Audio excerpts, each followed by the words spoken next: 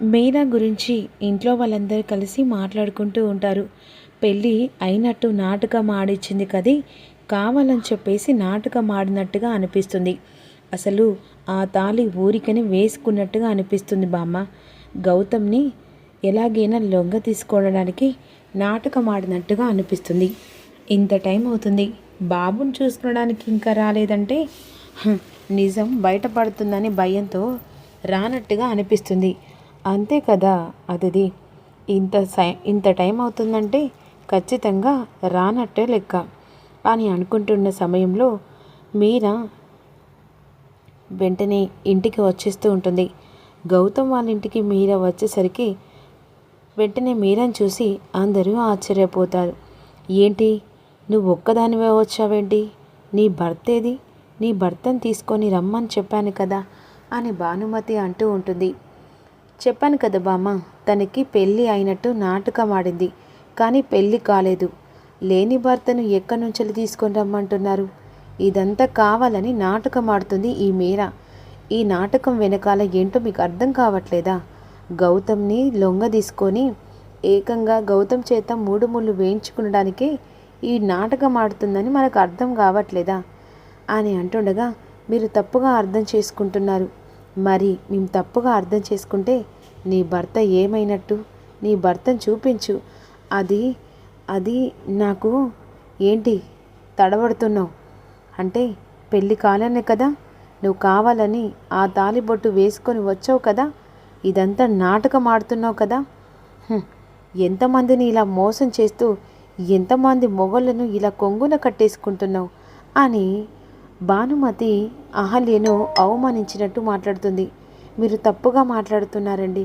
నేను అలాంటి దాన్ని కాను. నాకు భర్త ఉన్నాడు, నా భర్త ఉన్నాడండి. నేను చెప్పేది అర్థం చేసుకోండి అని అహల్య అంటుంది. ఏంటి, నీ మాటలు ఇంకా నమ్ముతాం అనుకుంటున్నావా? నీకు భర్త లేడని అర్థమవుతుంది. అసలు మీకు నిజం చెప్పాలండి. ఏంటా నిజం? ఇంకేం చెప్తావు నిజం? ఎలాగైనా సరే దీంతో మాటలు అనవసరం. వెంటనే మెడలు పట్టుకొని బయటికి గెంటేసే బామ్మ. ఇంతసేపటిదాకా తనతో మాట్లాడమే ఎక్కువ టైం పట్టింది. అయినా తను ఏదో చెప్పాలనుకుంటుంది కదా, అది చెప్పనివమ్మా అని అర్జున్ ప్రసాద్ అంటుండగా, ఏంట్రా ఇది చెప్తే మన వినిపించేది? ఇలాంటిది ఇంట్లో అడుగుపెట్టి ఏకంగా వాణ్ణి తన కొంగు కట్టేసుకోవడానికి నాటకం ఆడుతుందని అర్థం కావట్లేదా? అది కాదండి, నేను చెప్పేది అర్థం చేసుకోండి. ఏంటి అర్థం చేసుకునేది? పదవి అని మెడల్ పట్టుకొని అదే సమయానికి గౌతమ్ ఇక అహల్య గురించి నిజం బయట పెట్టడానికి వస్తూ ఉంటాడు. ఆ సమయంలో మీరను మెడల్ పట్టుకొని భానుమతి బయటికి గెంటబోతుండగా వెంటనే పడిపోతున్న అహల్యను గౌతమ్ వచ్చి పట్టుకుంటాడు. మీరా గారు అని చెప్పేసి, ఏంటి, ఏం చేస్తున్నావు బామ్మ? అసలు మీరా గారిని ఎందుకు అలా బయటికి గెంటేస్తున్నావు? ఇది నాటకం ఆడుతుందిరా. ఇది కావాలని ఇంట్లో పెళ్ళైనట్టు నాటకం ఆడి నేను ఏకంగా తన వైపుకు లొంగ తీసుకునడానికి ఇక నాటకం ఆడుతుందని అర్థమవుతుంది. చేసుకున్న మొగుని తీసుకురాకుండా ఏదో చెప్పే ప్రయత్నం చేస్తూ ఉంది. ఇలాంటి దాన్న ఎంతమంది మొగలను ఇలా కొంగున కట్టేసుకొని ఎంత డబ్బు సంపాదిస్తుందో. నోటికొచ్చినట్టు మాట్లాడకు బామ్మ. తన గురించి ఏం తెలుసని మాట్లాడుతున్నావు? అదేంట్రా, 2-3 రోజులు బాబుని చూసుకోవడానికి వచ్చినందుకే తన గురించి ఇంతలా అర్థమైందా అని విధంగా అంటుండగా, అవును, తను ఎవరో అర్థం చేసుకున్నాను కాబట్టే ఇన్ని రోజులు సైలెంట్గా ఉన్నాను. ఇదేంటి, గౌతమ్ గారు నేనే అహల్యనని తెలుసుకున్నాడా? మరి ఇలా మాట్లాడుతున్నాడేంటి అని మనసులో అహల్య అనుకుంటూ ఉంటుంది. అది కాదండి, మీరు నా వల్ల గొడవ పడాల్సిన అవసరం లేదు. దయచేసి నన్ను అర్థం చేసుకోండి. నేను వెళ్ళిపోతాను. మీరు ఎక్కడికి వెళ్ళాల్సిన అవసరం లేదు మీరా గారు అని కోపంగా అంటాడు. ఏంటి గౌతమ్, నువ్వు ఏం మాట్లాడుతున్నావు? ఆఫ్టర్ ఆల్ నర్సు బాబుని చూసుకొని వచ్చిన దాన్ని ఏకంగా పర్మనెంట్గా ఇంట్లో ఉంచుకున్నట్టుగా మాట్లాడుతున్నావేంటి?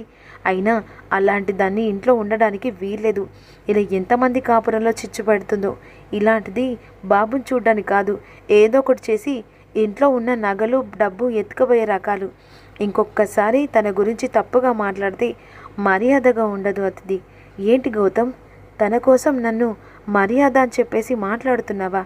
ఆఫ్టర్ ఆల్ అది ఒక నర్సు. అలాంటి దాని గురించి తప్పుగా ఇంతగా మీరు అర్థం చేసుకోకుండా కాకుండా ఇప్పుడు నన్ను ఏకంగా తప్పు పడుతున్నావా? అయినా ఇది వచ్చి 2 రోజులు కాలేదు, ఎలా మార్చేసిందో చూసావా బామ్మ? అర్థమవుతుంది అతది, అందుకనే దీన్ని బయటికి గెంటేస్తాను. అరే గౌతమ్, నువ్వు అడ్డుకున్నావనుకో మర్యాదగా దక్కదు అని ఈ విధంగా వెంటనే ఇక మెడలు పట్టుకొని మళ్ళీ బయటికి గెంటబోతుండగా, బామ్మ తన మీద చెయ్యి తీయని చెప్పేసి అన్నాను. మళ్ళీ నీ గౌరవాన్ని పోగొట్టుకోకు. ఏంటిరా గౌరవం పోగొట్టుకునేది? ఇలాంటిదా మన ఇంట్లో అడుగు పెట్టేది? అది ఒక నర్సు రూపంలో ఉన్న ఒక పెద్ద దయ్యం. ఇలాంటిది అవసరం లేదురా అని బయటికి గెంటేస్తుండగా, ఇంకొకసారి నా భార్య మీద చెయ్యి వేస్తే చెయ్యి విరిచేస్తానేసరికి అందరూ ఆశ్చర్యపోతారు. అసలు ఎవరనుకుంటున్నావు? తను నర్స్ అనుకుంటున్నావా? మీరా అనుకుంటున్నావా? కాదు, అహల్య నా భార్య. ఇంతసేపు మీరు ఎంతలా అవమానించినా తను మాత్రం ఈ ఇంటి కోడల్నని చెప్పుకోలేక లోపల ఎంత బాధపడుతుందో నేను అర్థం చేసుకోలేనుకుంటున్నావా? నా భార్య మీద ఇంతలా అవమానించి అనుమానించి లేనిపోని నిందలు వేస్తుంటే ఈ గౌతమ్ చూస్తూ ఊరుకోలేదు. ఏం మాట్లాడుతున్నారా? పిచ్చి గని పట్టిందా? అది నర్సురా, నీ భార్య అహల్య కాదు. అది ఎప్పుడో చచ్చిందిరా, చావలేదు. నా కళ్ళ ముంగట ఇప్పుడు ఇక్కడే ఉంది. అది ఎవరో కాదు, మీరా రూపంలో ఉన్న అహల్య. ఇప్పుడు తను ఎవరో కాదు, నా భార్య అహల్య. ఏంట్రా? అవును అని చెప్పేసి తన మూతికున్న మార్క్స్ తీసేసరికి అందరూ షాక్ అయిపోతారు. ఏంటి, ఇది బతికే ఉందా? బతికే ఉందా? కాదు, బతికుంది. నా ప్రేమ కోసం నా కొడుకు కోసం బ్రతికి వచ్చింది. మీరు ఇంతలా అవమానించినా, ఇంతలా మీరు తన మీద నింద వేసినా ఓపికతో భరిస్తూ సహించుతూ ఇందాక తన కొడుకు కోసం ఇక్కడ దాకా వచ్చింది. కానీ నా భార్యని ఇన్ని మాటలు అనేసి ఉంటే నేను చూస్తూ ఎలా ఊరుకుంటాను? ఇంకొకసారి నా భార్య మీద చెయ్యి కానీ మాట కానీ పడితే మర్యాదగా దక్కదనేసరికి ఇక ఇక్కడ అతిథి, యామిని, భానుమతి షాకింగ్లో ఉంటారు. మరి రాబోయే ఎపిసోడ్లో ఏం జరుగుతుందో తెలుసుకుందాం.